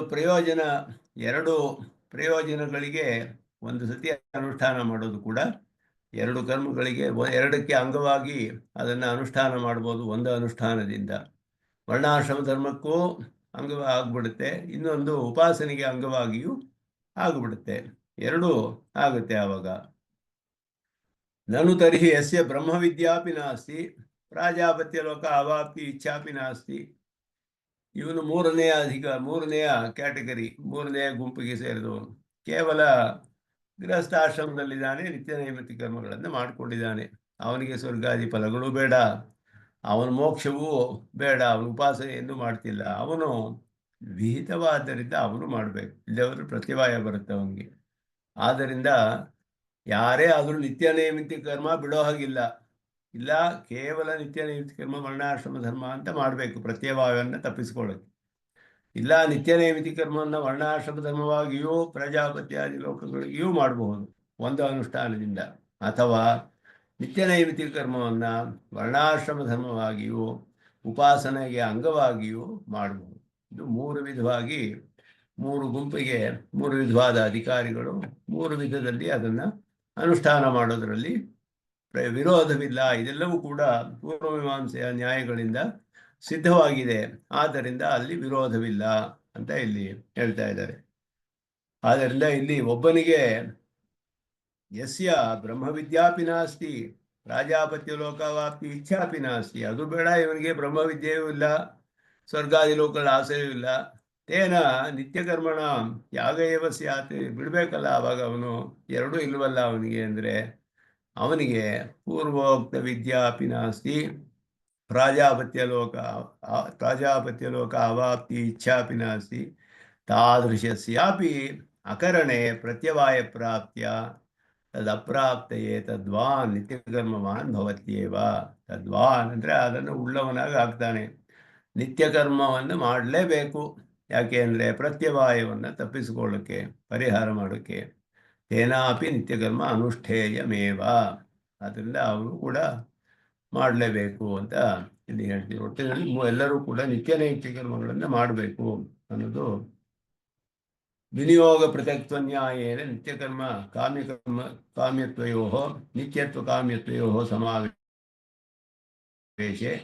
ದ್ವಿವಾರಮನುಷ್ಠಾಯಂ ಭವೇತಿ ಕಿಲೇತಿ ಸಂಶಯ. ಇದನ್ನು ಒಂದು ಸಂಗ್ರಹವಾಗಿ ಹೇಳ್ತಾರೆ ಇದರ ಭಾವಾರ್ಥವನ್ನು. ಸರ್ವೇಭ್ಯೋ ದರ್ಶಪೂರ್ಣಮಾಸ ವಿಜೇತ ದರ್ಶಪೂರ್ಣಮಾಸ ಯಾಗ ಅಪೇಕ್ಷಿತ ಸಕಲಫಲೋದ್ದೇಶೇನಾಪಿ ಕರ್ತುಂ ಶಕ್ಯ ಪಿತೃ ಆಯೇತ ಇತಿ ಪಶುಫಲಕಃ ಪಿತೃಯೋಗೋ ವಿಧೀಯತೆ. ಪುತ್ರಕಾಮಃ ಪುತ್ರೇಷ್ಟ್ಯ ಯಜೇತ ಇತಿ ಪುತ್ರಫಲಾರ್ಥಂ ಪುತ್ರಕಾಮೇಷ್ಟಿಃ ವಿಧೀಯತೆ. ಏತಾದೃಶ ನಾನಾಫಲೋದ್ದೇಶೇನ ದರ್ಶಪೂರ್ಣಮಾಸೋಪಿ ವಿಹಿತ. ದರ್ಶಪೂರ್ಣಮಾಸದಲ್ಲಿ ಅನೇಕ ಫಲಗಳು ಕೂಡ ಸಾಧ್ಯ ಅಂತ ಹೇಳಲ್ಪಟ್ಟಿದೆ. ಹಾಗಿರುವಾಗ ಅಲ್ಲಿ ಏನು ಸಿದ್ಧಾಂತ ಮಾಡಿದ್ದಾರೆ ಪೂರ್ವಮೀಮಾಂಸಕರು ಅಂತ ಹೇಳಿದ್ರೆ, ಒಂದು ಫಲಕ್ಕೆ ಒಂದು ಅನುಷ್ಠಾನ, ಇನ್ನೊಂದು ಫಲಕ್ಕೆ ಇನ್ನೊಂದು ಸತಿ ಮಾಡಬೇಕು. ಒಂದು ಅನುಷ್ಠಾನದಿಂದ ಎಲ್ಲ ಫಲ ಸಿಗೋದಿಲ್ಲ ಅಲ್ಲಿ, ಹಾಗೆ ಹೇಳಿದ್ದಾರೆ. ಅಲ್ಲಿ ಫಲೋದ್ವಯ ಉದ್ದೇಶೇನ ದರ್ಶಪೂರ್ಣಮಾಸಯಾಗ ಏಕವಾರಂ ಕೃತಶ್ಚೇತ್ ಪರ್ಯಾಪ್ತಂ ಕಿಲ ಇತಿ ಸಂದೇಹ. ಅದರ ಹಾಗೆ ಮಾಡಲಿಲ್ಲ ಅಲ್ಲಿ. ಏಕಫಲೋದ್ದೇಶೇನ ಏಕವಾರಂ ಅನುಷ್ಠೇಯ ಫಲದ್ವಯೋದ್ದೇಶೇನ ಏಕವಾರಂ ಅನುಷ್ಠಾತಂ ನ ಶಕ್ಯಂ ಇತಿ ಪೂರ್ವಮೀಮಾಂಸಕೈಃ ನಿರ್ಣೀತಂ. ಅದರಲ್ಲಿ ಹಾಗೆ ಮಾಡಿದ್ದಾರೆ. ಯಾಕೆಂದರೆ ಎರಡೂ ಕಾಮ್ಯವೇ. ಇಲ್ಲಿ ನಿತ್ಯ ಕರ್ಮ ಮತ್ತೆ ಉಪಾಸನೆ, ಅದರಲ್ಲಿಯೇ ಇಲ್ಲಿ ನಮಗೆ ಪರಸ್ಪರವಾಗಿ ಅಲ್ಲಿ ವಿರೋಧ ಬರುತ್ತೆ ಅಂತ ಬರೆದಿರೋದು. ನಿತ್ಯ ಕರ್ಮಕ್ಕೆ ಅದರಿಂದ ಅಡ್ಡಿ ಇಲ್ಲ. ಆದ್ದರಿಂದ ಇದು ನಿತ್ಯ ಕರ್ಮವಾದ್ದರಿಂದ ಅಡ್ಡಿ ಇಲ್ಲ. ಎರಡೂ ಕಾಮ್ಯಗಳೇ ಆಗಿದ್ದರೆ, ಎರಡು ಫಲಗಳ ಆಸರೆಯಿಂದ ಮಾಡಿದ್ರೆ ಆವಾಗ ವಿರೋಧ ಬರುತ್ತೆ. ಹಾಗೆ ರೀತಿ ಅಲ್ಲಿ ಸ್ಥಾಪನೆ ಮಾಡಿದ್ದಾರೆ. ಎರಡು ಬೇರೆ ಬೇರೆ ಫಲಗಳಿಗೆ ಮಾಡಿದ್ರೆ, ಇಲ್ಲಿ ಒಂದು ನಿತ್ಯ ಕರ್ಮವಾದ್ದರಿಂದ ಇನ್ನೊಂದು ನಿತ್ಯ ಕರ್ಮಕ್ಕಿಂತ ಬೇರೆಯಾಗಿ ಅದೆಲ್ಲ ಸ್ವರ್ಗಾದಿ ಲೋಕಗಳು ಇಲ್ಲ ಉಪಾಸನೆಗೆ ಅಂಗ. ಹಾಗೆ ಇರೋದ್ರಿಂದ ಅಲ್ಲಿ ಈ ರೀತಿ ಅದನ್ನು ಸ್ಥಾಪನೆ ಮಾಡಿದ್ದಾರೆ. ಅಂತಹ ಸಮರ್ಪತೆ ಇಲ್ಲಿ ವೇದವಾಕ್ಯಗಳಿಗೆ ಈ ರೀತಿ ಬಹಳ ಸೂಕ್ಷ್ಮವಾಗಿ ಪರಿಶೀಲನೆ ಮಾಡಿ ಜೈಮಿನಿಗಳು ಅರ್ಥಗಳನ್ನೆಲ್ಲ ವ್ಯವಸ್ಥೆ ಮಾಡಿದ್ದಾರೆ. ಇಲ್ಲಿಯೂ ಕೂಡ ನಿತ್ಯ ಕರ್ಮ ಮತ್ತು ಪ್ರಾಜಾಪತ್ಯ ಲೋಕಾವಾಪ್ತಿ ಫಲಂ ಇತಿ ಪ್ರಾಜಾಪತ್ಯಂ ಗೃಹಸ್ಥಾನಾಂ ಇತ್ಯಾದವು ಶ್ರೂಯತೆ. ವಿದ್ಯಾರ್ಥತ್ವಮಿ ವೇದಾಂತಿಭಿ ಉಚ್ಯತೆ. ವಿದ್ಯಾರ್ಥತ್ವ ಉಪಾಸನೆಗೆ ಅಂಗವಾಗಿ ಅಂತ ಅರ್ಥ. ಎಲ್ಲವೂ ಕೂಡ ಅದನ್ನು ಸ್ಪಷ್ಟವಾಗಿ ದರ್ಶಪೂರ್ಣಮಾಸೆಯಾಗದಂತೆ ಎರಡು ಮೂರು ಫಲಗಳಿಗೆ ಅದನ್ನು ಎರಡು ಫಲ ಬೇಕು ಅಂದರೆ 2 ಸತಿ ಅನುಷ್ಠಾನ ಮಾಡಬೇಕು ಅಂತ ಅಲ್ಲಿ ಸ್ಥಾಪನೆ ಮಾಡಿದ್ದಾರೆ. ಆದರೆ ನಿತ್ಯಕರ್ಮಗಳ ವಿಷಯದಲ್ಲಿ ಹಾಗಿಲ್ಲ. ನಿತ್ಯಕರ್ಮಗಳ ವಿಷಯದಲ್ಲಿ ಫಲವಿದ್ದರೂ ಕೂಡ ನಿತ್ಯಕರ್ಮವೂ ಆಗುತ್ತೆ, ಫಲವೂ ಆಗುತ್ತೆ. ಅದೇ ರೀತಿ ಉಪಾಸಕ ನನಗೆ ಅಂಗ ಅಂತ ಹೇಳಿರುವಾಗ ವರ್ಣಾಶ್ರಮ ಧರ್ಮವೂ ಅನುಷ್ಠಾನ ಮಾಡದೇ ಆಗುತ್ತೆ, ಉಪಾಸನೆಗೆ ಅಂಗವೂ ಆಗುತ್ತೆ. ಇದರಲ್ಲಿ ವಿರೋಧವಿಲ್ಲ ಅನ್ನೋದು ಪೂರ್ವಮೀಮಾಂಸಾ ನ್ಯಾಯದಿಂದ ಅದು ಕೂಡ ಸ್ಥಾಪಿತವಾಗಿದೆ ಅನ್ನೋದನ್ನ ಇಲ್ಲಿ ಹೇಳ್ತಾ ಇದ್ದಾರೆ. ದರ್ಶಪೂರ್ಣಮಾಸ ನ್ಯಾಯೇನ ಏಕಫಲೋದ್ದೇಶೇನೈವ ಏಕವಾರಂ ಅನುಷ್ಠಾನ ಪ್ರಾಪ್ತಿಯ ದ್ವಿವಾರಂ ಅನುಷ್ಠಾನೇ ಪ್ರಾಪ್ತೆ ದ್ವಯೋರಪಿ ಕಾಮ್ಯತ್ವಾತ್ ಏಕಾನುಷ್ಠಾನೇನ ಕಾಮ್ಯಫಲತ್ವೇನ ನ ಭವೇದಿತಿ ಕೇವಲ ಕಾಮ್ಯ ವಿಷಯ ಸನ್ಯಾಯ ಉಕ್ತ. ಅದನ್ನೇ ಇಲ್ಲಿ ಸ್ಪಷ್ಟಪಡಿಸ್ತಾ ಇದ್ದಾರೆ. ಕೇವಲ ಕಾಮ್ಯ ವಿಷಯೇ ಸಹ ನ್ಯಾಯ ಉಕ್ತ. ಪ್ರಕೃತೆ ನ ಕಾಮ್ಯದ್ವಯ ಸಮಾವೇಶ. ಇದುವೇ ಇಲ್ಲಿ ವ್ಯತ್ಯಾಸ ಇದೆ. ದರ್ಶಪೂರ್ಣಮಾಸೆಯಾಗಕ್ಕೂ ನಿತ್ಯಕರ್ಮಕ್ಕೂ ಇಲ್ಲಿ ಎರಡು ಸೇರಿರೋದು ಯಾವುದು ಅಂದರೆ ಎರಡು ಕಾಮ್ಯ ಫಲಗಳಲ್ಲ. ಅಲ್ಲಿ ದರ್ಶಪೂರ್ಣಮಾಸದಲ್ಲಿ ಎರಡೂ ಕಾಮ್ಯ ಫಲಗಳು, ಇಲ್ಲಿ ಒಂದು ನಿತ್ಯ ಒಂದು ಕಾಮ್ಯ. ಆದ್ದರಿಂದ ಇಲ್ಲಿ ನಿತ್ಯ ಕಾಮ್ಯಯೋ ಸಮಾವೇಶ, ಇದು ಪ್ರಧಾನವಾದ ವಾಕ್ಯ. ಇಲ್ಲಿ ಸ್ಪಷ್ಟಪಡಿಸ್ತಾರೆ ಯಾಕೆ ಇಲ್ಲಿ ವ್ಯತ್ಯಾಸ ಬಂತು. ಹೀಗೆ ಪೂರ್ವಮೀಮಾಂಸದಲ್ಲಿ ಎಷ್ಟು ಪರೀಕ್ಷೆ ಮಾಡಿ ಜೈಮಿನಿಗಳು ಸೂಕ್ಷ್ಮವಾಗಿ ವಿಚಾರಗಳನ್ನು ಸ್ಥಾಪನೆ ಮಾಡಿದ್ದಾರೆ ಅಂತ ತಿಳಿಯುತ್ತೆ. ಇದರಲ್ಲಿ ನಿತ್ಯವೂ ಕಾಮ್ಯವೂ ಎರಡು ಸೇರಿದಾಗ ಹೇಗೆ, ಕಾಮ್ಯವೂ ಸೇರಿದಾಗ ಎರಡು. ಒಬ್ಬ ಪಶುಕಾಮನೂ ಆಗಿದ್ದಾನೆ, ಪ್ರಜಾಕಾಮನೂ ಆಗಿದ್ದಾನೆ. ಅವನು ಒಂದು ಯಾಗ ಹೇಳಿದರೆ ಅದನ್ನು ಪಶುಕಾಮನೆಗೆ ಒಂದು ಸತಿ ಅನುಷ್ಠಾನ, ಪ್ರಜಾಕಾಮನೆಗೆ ಇನ್ನೊಂದು ಸತಿ ಅನುಷ್ಠಾನ ಮಾಡಬೇಕು. ಆದರೆ ನಿತ್ಯಕರ್ಮವಾಗಿ ಮಾಡಬೇಕಾದ್ದು ಅದಕ್ಕೆ ಫಲ ಇದ್ದರೆ ಅದು ಪ್ರಜಾಪತ್ಯಾದಿ ಲೋಕಗಳು, ಆವಾಗ 2 ಸತಿ ಮಾಡಬೇಕಾಗಿಲ್ಲ. ಪ್ರಜಾಪತ್ಯಾದಿ ಲೋಕಗಳಿಗೆ ಮಾಡಿದ್ರೇ ನಿತ್ಯದಲ್ಲೂ ಮಾಡಿದಾಗ ಆಗುತ್ತೆ ಅದಕ್ಕೆ. ಆದ್ದರಿಂದ ಅದರಲ್ಲಿ ವಿರೋಧವಿಲ್ಲ. ಅದೇ ರೀತಿ ಉಪಾಸನೆಗೆ ಅಂಗವಾಗಿ ಹೇಳಿರುವ ನಿತ್ಯಕರ್ಮಗಳು ಕೂಡ ಉಪಾಸನೆಗೆ ಅಂಗವಾಗಿ ಒಂದು ಸತಿ ಮಾಡಿದ್ರೆ ನಿತ್ಯವೂ ಆಗುತ್ತೆ, ವರ್ಣಾಶ್ರಮ ಧರ್ಮವೂ ಮಾಡಿದಾಗುತ್ತೆ, ಉಪಾಸನಾ ಅಂಗವೂ ಆಗುತ್ತೆ. ಆದ್ದರಿಂದ ಇಲ್ಲಿ ನಿತ್ಯಕ್ಕೂ ಕಾಮ್ಯಕ್ಕೂ ಎರಡು ಸೇರಿರೋದು, ಎರಡು ಕಾಮ್ಯಗಳು ಸೇರಿಲ್ಲ. ಇದುವೇ ಪ್ರಧಾನವಾದ ಇಲ್ಲಿ ವ್ಯತ್ಯಾಸ. ಎರಡಕ್ಕೂ ಕೂಡ ಎರಡು ನ್ಯಾಯಗಳಿಗೆ ಹೇಗೆ ಎರಡು ನ್ಯಾಯಗಳಿಗೂ ವಿರೋಧ ಇಲ್ಲ ಅಂತ ಹೇಳ್ತಿದ್ದಾರೆ. ಉದ್ದೇಶದ್ವಯ ಸಕೃತಾನುಷ್ಠಾನ ರೂಪಂ ತಂತ್ರೇಣ ಅನುಷ್ಠಾನಂ ಯುಜ್ಯತೆ.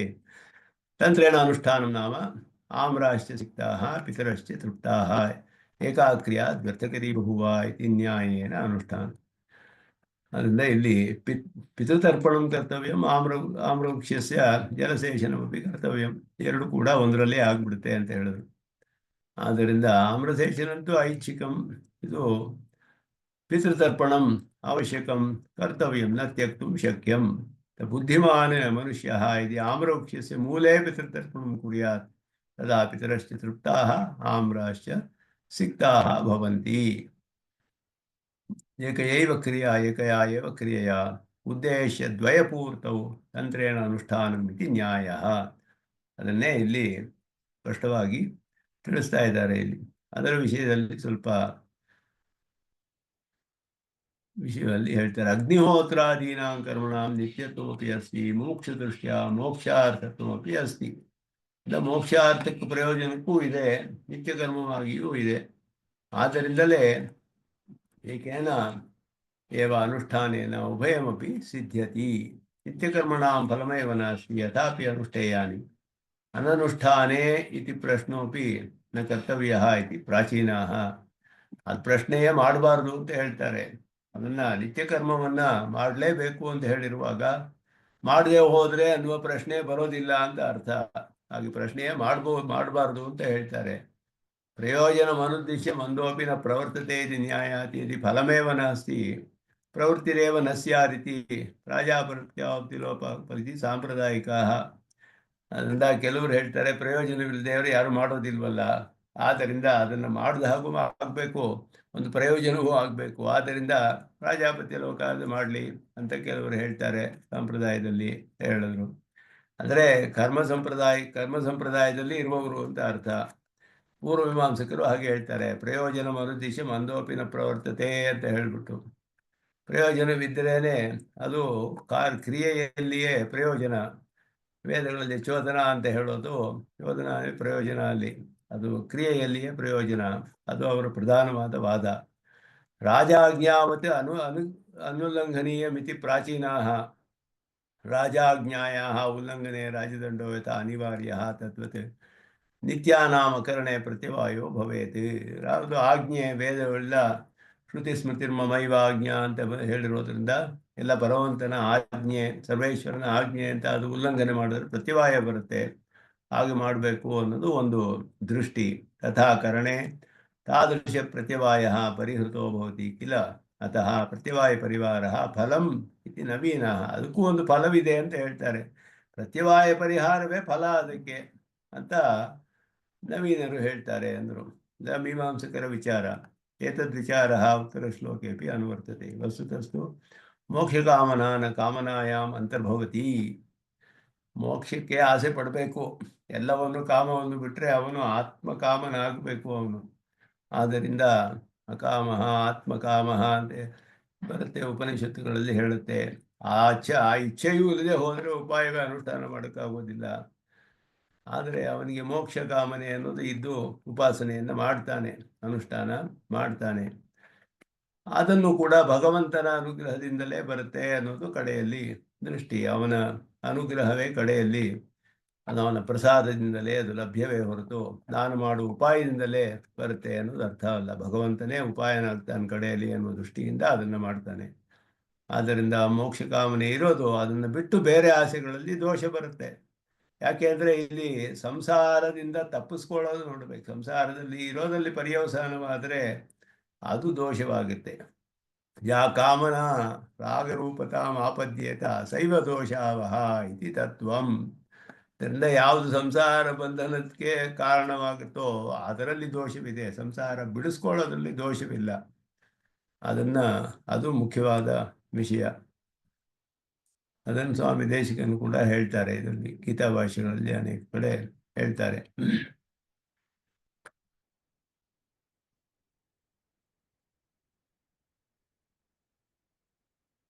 ಮುಖ್ಯವಾಗಿ ಆ ವಿಚಾರವನ್ನ ಇಲ್ಲಿ ಸ್ಪಷ್ಟಪಡಿಸ್ತಾ, ಇದು ಬ್ರಹ್ಮಸೂತ್ರದಲ್ಲೇ ನಿರ್ಧಾರ ಮಾಡಿದ್ದಾರೆ ಭಾಷ್ಯಕಾರರು. ಈ 3 ವಿಧವಾದ ಅಧಿಕಾರಿಗಳು, ಭೇದವಿಲ್ಲ ಅಂತ ಹೇಳಿ ತಂತ್ರವನ್ನು ಹೇಳಿ ಎಲ್ಲ ಹೇಳಿದ್ದಾರೆ ಅಲ್ಲಿಯೂ ಕೂಡ, ಬ್ರಹ್ಮಸೂತ್ರಗಳಲ್ಲಿಯೂ ಕೂಡ. ಇಲ್ಲಿ ಇನ್ನು ಒಂದು ಸಂಶಯವನ್ನು ಸ್ವಲ್ಪ ಬೇರೆ ರೀತಿಯಲ್ಲಿ ಹಾಕ್ಕೊಂಡು ಸ್ವಾಮಿ ದೇಶಿಕನು ಇಲ್ಲಿ ಅದನ್ನು ಪರಿಹಾರ ಮಾಡ್ತಾರೆ. ಮುಂದೆ ಅದರ ವೈಲಕ್ಷಣ್ಯವನ್ನು ಸ್ಪಷ್ಟಪಡಿಸ್ತಾರೆ. ನಿತ್ಯ ಮತ್ತು ಕಾಮ್ಯ ಕರ್ಮಗಳ ವೈಲಕ್ಷಣ್ಯ ಅದನ್ನ ಇದರಲ್ಲಿ ಸ್ಪಷ್ಟಪಡಿಸ್ತಾರೆ.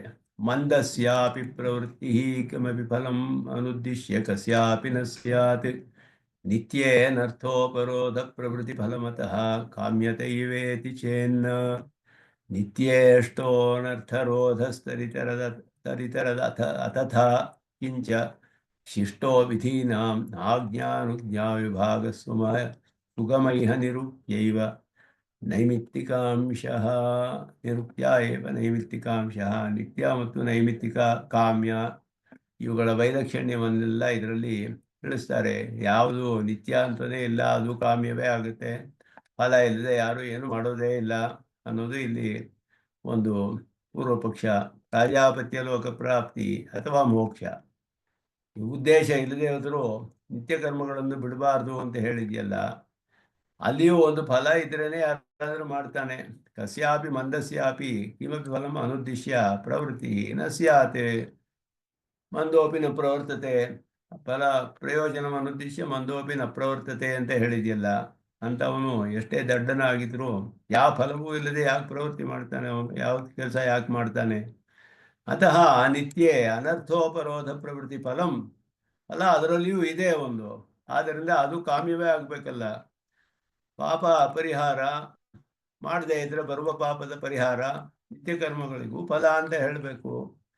ಆದ್ದರಿಂದ ಅದರಲ್ಲೂ ಒಂದು ಫಲವಿರೋದ್ರಿಂದ ಅದು ಕಾಮ್ಯವೇ ಆಗುತ್ತಲ್ಲ. ಅತಃ ಕಾಮ್ಯತಾ ಏವ.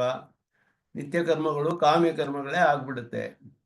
ಅದಕ್ಕೆ ಹೇಗೆ, ಅದಕ್ಕೂ ಇದಕ್ಕೂ ಏನು ವ್ಯತ್ಯಾಸ ಇದೆ ಅಂತ ಹೇಳ್ತಾರೆ. ಇತಿ ಚೇತ್, ಅದಕ್ಕೆ ಹೇಳಿದ್ರು ಅನರ್ಥರೋಧ ನಿತ್ಯೇಷ್ಟ.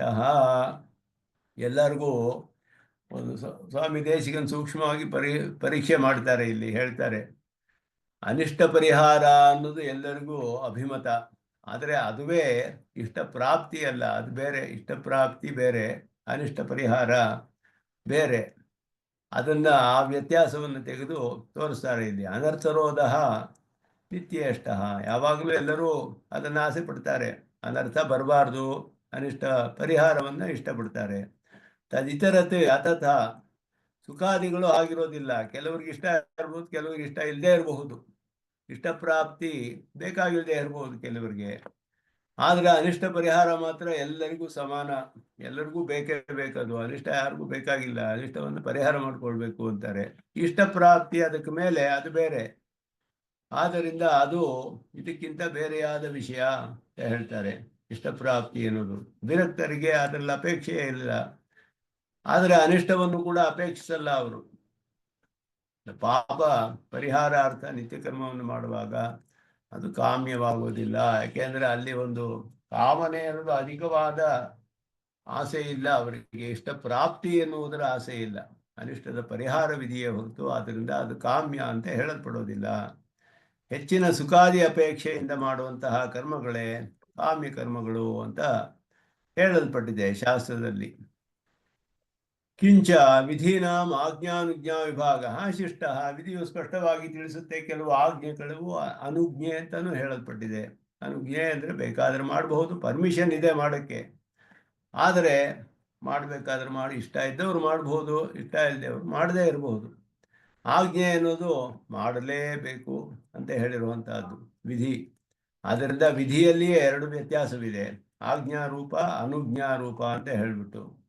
ಆ ವಿಭಾಗವನ್ನು ಶಾಸ್ತ್ರದಲ್ಲಿ ಸ್ಪಷ್ಟವಾಗಿ ಹೇಳಲ್ಪಟ್ಟಿದೆ. ನಿತ್ಯ ಕರ್ಮಗಳೆಲ್ಲ ಆಜ್ಞಾರೂಪವಾದವು, ಭಗವಂತನ ಆಜ್ಞೆ, ಅದನ್ನು ಬಿಡೋ ಹಾಗಿಲ್ಲ. ಕಾಮ್ಯ ಕರ್ಮವಾದರೆ ಅದಕ್ಕೆ ಅನುಜ್ಞಾ ಕರ್ಮಗಳು ಅಂತ ಹೆಸರು. ಆ ಕರ್ಮಗಳು ಬೇಕಾದರೆ ಮಾಡಬಹುದು, ಬೇಡದೇ ಇದ್ದರೆ ಬಿಡಬಹುದು. ಆಸೆ ಇದ್ದವರು ಮಾಡ್ತಾರೆ, ಫಲಾಪೇಕ್ಷೆ ಇದ್ದರೆ ಮಾಡಬಹುದು. ಇದಕ್ಕೆ ಅನುಜ್ಞೆ ಅಂತ ಹೆಸರು, ಪರ್ಮಿಷನ್.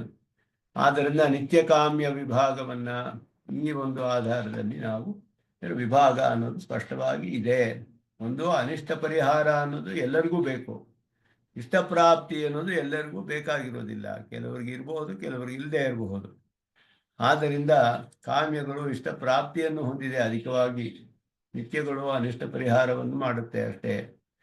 ಅದಕ್ಕೆ ಮೇಲೆ ಇಷ್ಟ ಪ್ರಾಪ್ತಿ ಕೆಲವುದಕ್ಕೆ ಹೇಳಿರಬಹುದು, ಆದರೆ ಅದು ಬಯಸದೇ ಇರೋರು ಮಾಡದೇ ಇರಬಹುದು.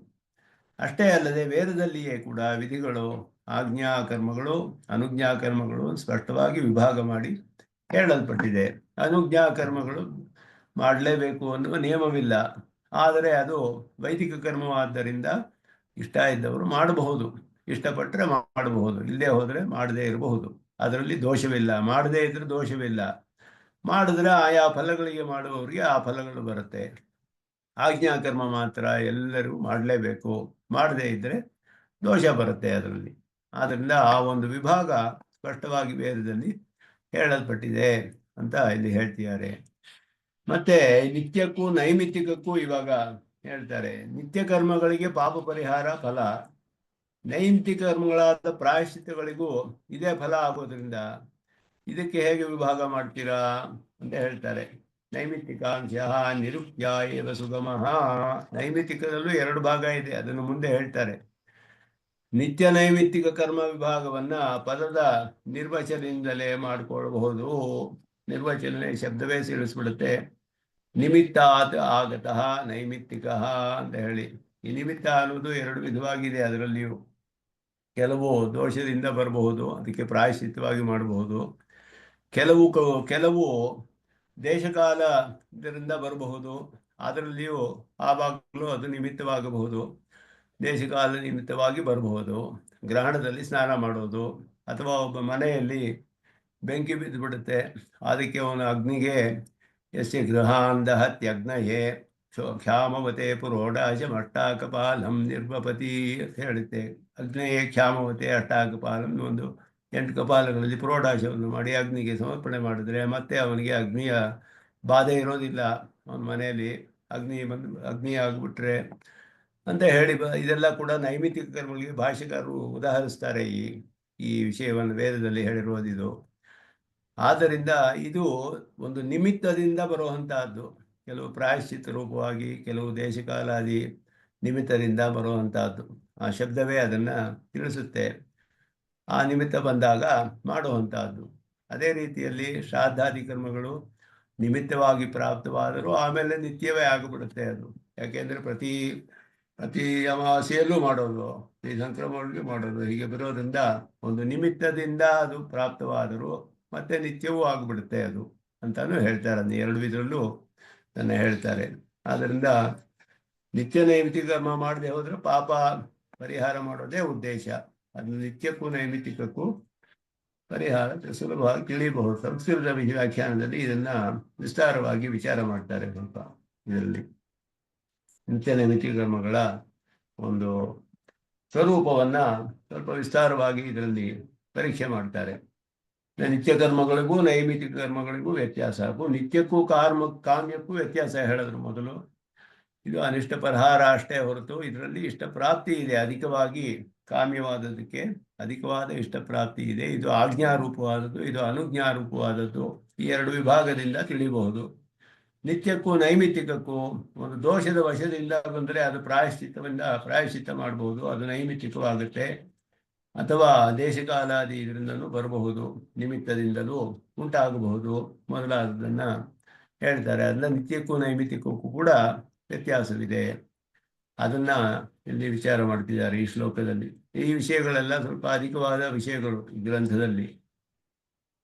ಮೊದಲು ಹೇಳಿದಾಗ ಹೇಳಿ. ಇದು ಅನುಜ್ಞಾ ಕರ್ಮದ್ದು ಮಾಡದೇ ಇದ್ರು ಬಟ್ ಮಾಡಿದ್ರೆ ಸರಿಯಾಗಿ ಮಾಡ್ಬೇಕು ಅಂತ ಎಲ್ಲ ಇದೆ ಅಲ್ವಾ? ಅದು ಆತರ ಮಾಡಿದ್ರೆ ಸರಿಯಾಗಿ ಮಾಡ್ಲೇಬೇಕು ಅದನ್ನ. ಹೌದು ಹೌದು, ಸರಿಯಾಗಿ ಮಾಡಬೇಕು. ಆದ್ರೆ ಮೋಕ್ಷ ಫಲಕ್ಕೋಸ್ಕರ ಒಬ್ಬ ಮಾಡ್ತಾ ಇದ್ರೆ, ಗೀತಾ ಭಾಷ್ಯದಲ್ಲಿ ನೀವು ಕ್ಲಾಸಲ್ಲಿ ನೋಡಿದ್ರೆ ಗಮನಿಸಿರ್ಬೋದು, ಒಬ್ಬ ಮೋಕ್ಷ ಫಲಕ್ಕಾಗಿಯೇ ವ್ಯವಸಾಯಾತ್ಮಿಕ ಬುದ್ಧಿ ಏಕ ಅಂತ ಹೇಳುವಾಗ, ಮೋಕ್ಷ ಫಲಕ್ಕಾಗಿಯೇ ಒಬ್ಬ ಮಾಡ್ತಿರುವಾಗ ಮೋಕ್ಷ ಬರೋವರೆಗೂ ಮಾಡ್ತಾನೆ ಕೆಲವು ಕರ್ಮಗಳನ್ನ ಅದಕ್ಕೋಸ್ಕರವೇ. ಆಗ ಮಧ್ಯದಲ್ಲಿ ಯಾವತ್ತೋ ಒಂದೊಂದು ದಿನಾನೋ ಯಾವುದೋ ದೇಶಕಾಲ ಇದರಿಂದ ಅವನಿಗೆ ಕೆಲವು ವೈಕಲ್ಯಗಳು ಉಂಟಾದರೂ ದೋಷ ಬರೋದಿಲ್ಲ ಅಂತ ಹೇಳಲಾಗಿದೆ ಅವರಿಗೆ. ಯಾಕೆಂದ್ರೆ ಅವ್ರು ದಿನವೂ ಮೋಕ್ಷಕ್ಕೋಸ್ಕರ ಮಾಡ್ತಾ ಇದ್ದಾರೆ, ಮೋಕ್ಷ ಫಲಕ್ಕೆ ಸಾಧನಕ್ಕೆ ಉಪಯುಕ್ತವಾಗಿರುವ ಹಾಗೆ ಮಾಡ್ತಾ ಇರೋದ್ರಿಂದ ಅವರಿಗೆ ಮಧ್ಯದಲ್ಲಿ ಒಂದೊಂದು ಸತಿ ಯಾವಾಗಾದರೆ ಅನುಷ್ಠಾನದಲ್ಲಿ ವೈಕಲ್ಯ ಬಂದರೂ ಪ್ರತಿವಾಯವಿಲ್ಲ ಅಂತ ಹೇಳಲ್ಪಟ್ಟಿದೆ ಅವರಿಗೆ. ಇಲ್ಲದೆ ಹೋದರೆ ಸಾಮಾನ್ಯವಾಗಿ ಮಾಡುವಾಗ ಸ್ವಲ್ಪವೂ ದೋಷವಿಲ್ಲದೆ ಮಾಡಬೇಕು, ಇಲ್ಲದೆ ಹೋದರೆ ಪ್ರತಿವಾಯ ಬರುತ್ತೆ. ಸದ್ಯಕ್ಕೆ ಕರ್ತ ವಿನಶ್ಯತಿ, ತುಂಬ ಯಜಮಾನನಿಗೆ ದೊಡ್ಡ ನಷ್ಟ ಸಂಕಟ ಬರುತ್ತೆ ಅಂತ ಹೇಳಲ್ಪಟ್ಟಿದೆ. ಅದರಿಂದ ಅದಕ್ಕೆಲ್ಲ ಪ್ರಾಯಶ್ಚಿತ್ತಗಳು ಮಾಡಬೇಕು ದೋಷ ಉಂಟಾದರೆ. ಎಷ್ಟು ಪ್ರಾಯಶ್ಚಿತ್ತಗಳು, ಅದ್ರ ಬಗ್ಗೆ ಬೇಕಾದಷ್ಟು ಕಥೆಗಳೆಲ್ಲ ಪುರಾಣಗಳಲ್ಲಿ ವಿಸ್ತಾರವಾಗಿ ನೋಡಬಹುದು ನಾವು, ಹೇಗೆಲ್ಲ ಪ್ರಾಯಶ್ಚಿತ್ತಗಳು ಮಾಡ್ತಾರೆ. ಭಗೀರಥನು ಗಂಗೆಯನ್ನು ಮುಂದೆ ಅದು ಮಾಡಿದಾಗ ಅದು ಎಷ್ಟು ವಂಶದಿಂದ ವಂಶಕ್ಕೆ ಹೋಗಿ ಅದು ಮುಗಿಸಿದ್ರು ಕಡೆಯಲ್ಲಿ ಅವರಿಗೆ ಇದು ಬರೋ ಹಾಗೆ. ಆ ರೀತಿ ಒಬ್ಬರು ಆರಂಭಿಸಿದ್ದನ್ನ ಕೆಲಸವನ್ನ ಮುಂದಿನ ಪೀಳಿಗೆಯವರು ಮುಂದುವರಿಸ್ಕೊಂಡು ಹೋಗಿ ಮುಗಿಸಿದ್ದಾರೆ ಆ ರೀತಿ. ಹಾಗೆ ಅದೇ ರೀತಿಯಲ್ಲಿ ವಿಷ್ಣು ಪುರಾಣದಲ್ಲಿಯೂ ಬರುತ್ತೆ, ಮಧ್ಯದಲ್ಲಿ ಒಂದು ಯಜ್ಞಕ್ಕೆ ಬೇಕಾದ ಹಾಲನ್ನು ಕೊಡ್ತಿರೋ ಹಸುವನ್ನ ಒಂದು ಹುಲಿ ನಿಂತುಬಿಡುತ್ತೆ. ಅದು ದೋಷವಾಯಿತು, ಯಜ್ಞ ಮುಗಿಯೋದಿಲ್ಲ. ಆಗ ಅದಕ್ಕೆ ಪ್ರಾಯಶ್ಚಿತ್ತ ಮಾಡಿಯೇ ಮುಂದುವರಿಬೇಕು. ಇಲ್ಲೇ ಹೋದರೆ ಅವನಿಗೆ ದೋಷ ಬರುತ್ತೆ, ಯಜಮಾನನಿಗೆ. ಅದೆಲ್ಲ ಹುಡ್ಕೊಂಡು ಹೋಗಿ ಎಲ್ಲ ಮಾಡ್ಕೊಂಡು ಪ್ರಾಯಶ್ಚಿತ್ತವನ್ನು ಕಂಡುಹಿಡ್ಕೊಂಡು ಅದೇನು ಪರಿಹಾರ ಅಂತ ತಿಳಿದವರಿಂದ ಪ್ರಾಯಶ್ಚಿತ್ತ ಮಾಡಿ ಮುಗಿಸ್ತಾರೆ ಯಜ್ಞವನ್ನು.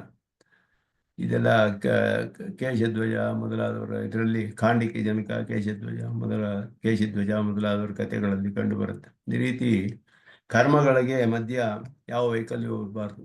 ಅದರಲ್ಲೂ ಉಪಾಸಕನಿಗೆ ಯಾವ ವೈಕಲ್ಯವೂ ಬರೋ ಹಾಗಿಲ್ಲ. ನಿತ್ಯ ನೈಮಿತ್ತ ಕರ್ಮಗಳಲ್ಲಿ ಎಲ್ಲವನ್ನೂ ಮಾಡಬೇಕು ಅವನು ಉಪಾಸಕನು. ಅದು ಇಲ್ಲದೆ ಇರೋ ಹಾಗೆ ಮಾಡಬೇಕು. ಮಾಡದೆ ಹೋದರೆ ನಿತ್ಯ ನೈಮಿತ್ತ ಕರ್ಮವೇ ಮಾಡದೆ ಹಾಗಾಗೋದಿಲ್ಲ. ಆಗ ಅಂಗವೈಕಲ್ಯವಾಗುತ್ತೆ. ಯಾವತ್ತೋ ಒಂದು ದಿನ ಯಾವುದೋ ದೇಶ ಕಾಲದಿಂದ ಅವನು ಸ್ವಲ್ಪ ವೈಕಲ್ಯವಾದರೆ ಅದಕ್ಕೆ ಅವನಿಗೇನು ದೋಷ ಬರೋದಿಲ್ಲ ಅಂತ ಹೇಳಲ್ಪಟ್ಟಿದೆ.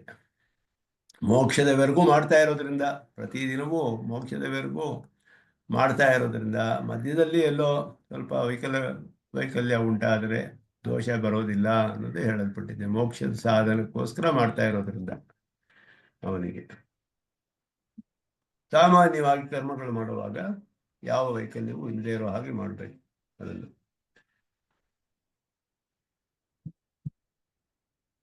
ಆದ್ದರಿಂದ ಇಲ್ಲಿ ಮಂದನಿಗೆ ಯಾರೂ ಕೂಡ ಪ್ರಯೋಜನವಿಲ್ಲದೆ ಪ್ರವೃತ್ತವಾಗುವುದಿಲ್ಲ. ಆದ್ದರಿಂದ ನಿತ್ಯ ಕರ್ಮಗಳು ಕೂಡ ಅನರ್ಥರೋಧ ಪ್ರವೃತ್ತಿ, ಅದರಲ್ಲೂ ಒಂದು ಫಲವಿದೆ, ಅದು ಕಾಮ್ಯವೇ ಆಗಿಬಿಡುತ್ತೆ. ಅದಕ್ಕೂ ಕಾಮ್ಯ ಅಂತಾನೆ ಹೇಳಬೇಕು. ಅಂದರೆ ಇಲ್ಲೇ ಹೋದರೆ ಯಾರು ನಿತ್ಯ ಕರ್ಮವನ್ನೇ ಮಾಡೋದಿಲ್ಲ, ಫಲದ ಆಸೆ ಇಲ್ಲದೆ ಯಾರು ಮಾಡ್ತಾರೆ ಅಂತ ಹೇಳೋದು ಇಲ್ಲಿ. ಅದಕ್ಕೆ ಹೇಳ್ತಾರೆ, ಇಲ್ಲ, ಅಲ್ಲಿ ವಿಭಾಗವು ಇದೆ. ಅದು ಪ್ರತಿವಾಯ ಪರಿಹಾರ ಇಷ್ಟ ತತ್ ನಿತ್ಯಂ ತದಿತರತೆ ತದ್ವ್ಯತಿರಿಕ್ತ ಪಶುಪುತ್ರಾದಿ ಫಲಕಂ ತು ಅತಥಾ ತದ್ಭಿನ್ನಂ ಕಾಮ್ಯಂ ಉಚ್ಯತೆ. ಕಾಮ್ಯಾನಾಂ ಕರ್ಮಣಾಮಿಹ ಲೋಕೆ ಏವ ಫಲಂ ಪಶುಪುತ್ರಾದಿ ವಿವಕ್ಷಿತಂ ಅನಿಷ್ಟ ಪರಿಹಾರ ಅನ್ಯ ಇಷ್ಟ ಪ್ರಾಪ್ತಿಶ್ಚ ಅನ್ಯ. ಇದೆರಡಕ್ಕೂ ಬೇರೆ ಇದೆರಡು ಅಂತ ಹೇಳ್ತಾರೆ. ಅನಿಷ್ಟ ಪರಿಹಾರವೇ ನಮಗೆ ಮುಖ್ಯವಲ್ಲ. ಮೋಕ್ಷದಲ್ಲಿ ಹೇಳುವಾಗಲೂ ಹಾಗೆಯೇ ಅದು ತುಂಬ ಪ್ರಧಾನವಾದ ಸಿದ್ಧಾಂತ ಇದು. ಅನಿಷ್ಟ ಪರಿಹಾರವೂ ಇಷ್ಟ ಪ್ರಾಪ್ತಿಯೂ ಬೇರೆ. ಬರೀ ಅನಿಷ್ಟ ಪರಿಹಾರವೇ ಮಾಡಿದ್ರೆ ಮೋಕ್ಷದಲ್ಲಿ ಇಷ್ಟ ಪ್ರಾಪ್ತಿಯೂ ಇದೆ. ಮೋಕ್ಷದಲ್ಲಿ ಕೈಂಕರ್ಯ ಪ್ರಾಪ್ತಿ ಆಗಬೇಕು, ಆನಂದಾನುಭವ ಆಗಬೇಕು. ನೈಯಾಯಿಕರು ಅನಿಷ್ಟ ಪ್ರಾಪ್ತಿ ಅಷ್ಟೇ ಮೋಕ್ಷ ಅಂತ ಹೇಳಿದ್ರು, ಅದು ಮೋಕ್ಷವಲ್ಲ. ಆದ್ದರಿಂದ ಇಷ್ಟ ಪ್ರಾಪ್ತಿ ಇರಬೇಕು ಅದಕ್ಕೆ ಮೇಲೆ. ಇದೆಲ್ಲ ವ್ಯತ್ಯಾಸಗಳನ್ನು ತೋರಿಸ್ತಾರೆ ಅನೇಕ ಕಡೆ. ಇದು ಮುಖ್ಯವಾದ ಒಂದು ಸಿದ್ಧಾಂತ ವಿಷಯ ಇದು. ನಿತ್ಯ ನೈಮಿತ್ತ ಕರ್ಮದಲ್ಲಿ ಬರೀ ಅನಿಷ್ಟ ಪರಿಹಾರ, ಅದು ಎಲ್ಲರಿಗೂ ಇಷ್ಟವೇ. ಪ್ರತಿಕೂಲ ಯಾರಿಗೂ ಬೇಕಾಗಿಲ್ಲ, ಹೋಗಬೇಕು. ಅನುಕೂಲವಾಗೋದು ಅದಕ್ಕೆ ಮೇಲೆ ಅವರವರ ಇಚ್ಛೆ ಮೇಲೆ ಹೋಗುತ್ತೆ. ಆದ್ದರಿಂದ ಅವರಿಗೆ ಇಚ್ಛೆ ಇದ್ದರೆ ಅದನ್ನು ಪಡೆದುಕೊಳ್ಬೋದು, ಇಲ್ಲದೆ ಹೋದರೆ ಇಲ್ಲ. ಆದ್ದರಿಂದ ಕರ್ಮಗಳಲ್ಲಿ ವಿಭಾಗ ಸ್ಪಷ್ಟವಾಗಿ ತಿಳಿಯಬಹುದು ನಾವು ನಿತ್ಯ ನೈಮಿತ್ತ ಕರ್ಮಗಳಿಗೆ. ಅದರ ವಿಷಯದಲ್ಲಿ ವಿಶೇಷವಾಗಿ ಅಧಿಕವಾದ ವಿಚಾರ ಇದರಲ್ಲಿ ವಿಚಾರ ಮಾಡ್ತಾರೆ ಸಂಸ್ಕೃತ ವ್ಯಾಖ್ಯಾನದಲ್ಲಿ. ಇದನ್ನು ಮುಂದಿನ ಕ್ಲಾಸಿನಲ್ಲಿ ನೋಡೋಣ ಅಂತ ಹೇಳಿ ನಮಸ್ಕಾರಗಳನ್ನು ತಿಳಿಸಿ ನಿಲ್ಲಿಸ್ಕೊಳ್ತೇನೆ. ಕವಿತಾರ್ಕಿಕ ಸಿಂಹಾಯ ಕಲ್ಯಾಣ ಗುಣಚಾಲನೆ ಶ್ರೀಮತೆ ವೆಂಕಟೇಶಾಯ ವೇದಾಂತ ಗುರವೇ ನಮಃ. ಶ್ರೀಮತೆ ನಿಗಮಾಂತ ಮಹಾದೇಶಿಕಾಯ ನಮಃ. ಶ್ರೀ ಕೃಷ್ಣ.